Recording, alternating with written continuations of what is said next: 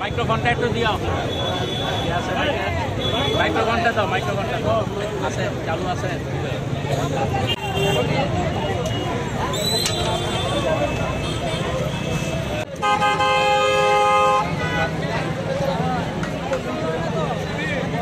বিপ্লবকে একটিও ভোট নয়, এই চলা বিজেপিকে একটিও ভোট নয়।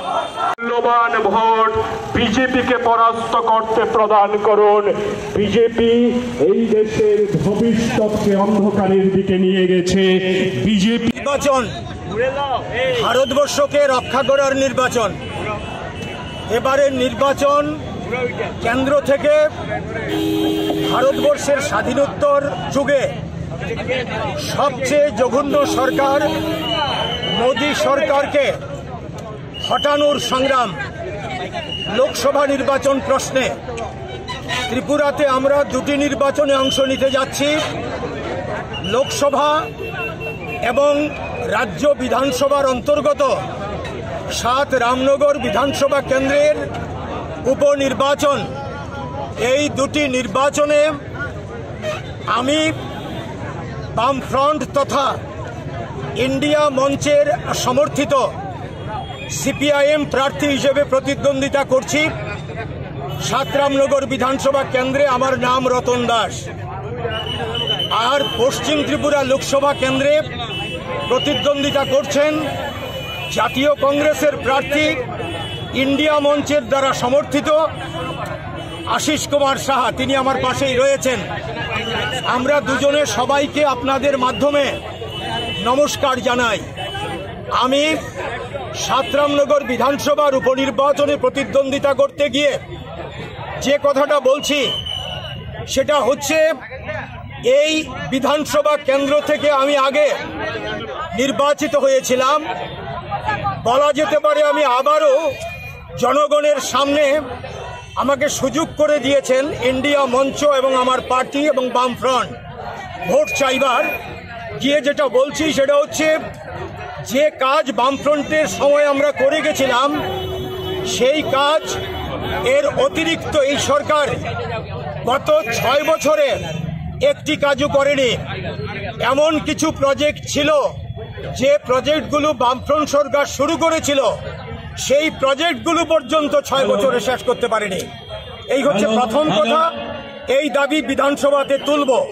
মানুষের বেদনা, মানুষের দুঃখ, এ হচ্ছে দ্রব্যমূল্য বৃদ্ধি, কাজ নেই, চাকরি নেই, গরিব মানুষ খুব খারাপ অবস্থায় আছে, ব্যাপক দুর্নীতি এবং সন্ত্রাস, বেশি সুলভ সন্ত্রাস, এসবের বিরুদ্ধে মানুষের সমর্থন চাইব। সর্বোপরি সংবিধান, গণতন্ত্র এবং ন্যায় বিচার, এটা যাতে আমরা পাই, অর্জন করতে পারি, এই কথাই আমরা বলবো। এই কথা বলে নির্বাচক মন্ডলীর সামনে আমরা যাচ্ছি। আমি সবার কাছে আবারও কাস্তে হাতুড়ি তারকা চিহ্নে ভোট চাইছি। এটা একটা সাধারণ নির্বাচন না, এটা শুধু একটা কর্মসূচি বা ইস্তেহার রূপায়িত করার নির্বাচন না। এই নির্বাচন শুধু আরেকটা বিকল্প সরকার তৈরি করার নির্বাচন না। এই নির্বাচন দেশ রক্ষার, সংবিধান রক্ষার, স্বাধীনতা রক্ষার জন্য। কাজেই তার জন্য যোগ্য প্রার্থীদের, যোগ্য প্রতিনিধিদের বিধানসভাতে পাঠাতে হবে, লোকসভাতে পাঠাতে হবে। তার জন্য এখানে এই পশ্চিম ত্রিপুরা লোকসভা কেন্দ্রে আমাদের প্রার্থী জাতীয় কংগ্রেসের শ্রী আশিস কুমার সাহা এবং ভারতের কমিউনিস্ট পার্টি মার্ক্সবাদী রাজ্য কমিটির সদস্য কমরেড রতন দাস, তিনি 7 নম্বর বিধানসভা কেন্দ্রে আমাদের উপনির্বাচনের প্রার্থী। আমরা তার প্রতি সমর্থন জানানোর জন্য আজকে অসংখ্য নারী, পুরুষ, যুবা বন্ধুরা যেভাবে এই কাঠফাটা রূপ এটাকে সহ্য করে এই মিছিলে শান্তিপূর্ণভাবে হেঁটেছেন এবং সেই দুর্গাচুমনি থেকে এই পর্যন্ত আসার পথে হাজার হাজার মানুষের অভিনন্দন তারা পেয়েছেন। আমরা আশা করব আগামী 1 মাস ত্রিপুরা রাজ্যের শাসক দল ইতিমধ্যেই তাদের অবপ্রার্থী বা তাদের ঘোষিত প্রার্থী এই ত্রিপুরা রাজ্যের জনগণকে হুমকি দিচ্ছে বিরোধী দলের কর্মীদেরকে জবরদস্তি করে যোগদান সভাতে অংশগ্রহণ করার জন্য বাধ্য করছে। প্রশাসন যন্ত্রকে গত 6 বছর যেরকম ভাবে অপব্যবহার করেছে, তা শুরু হয়েছে, আরো উস্কানি হবে।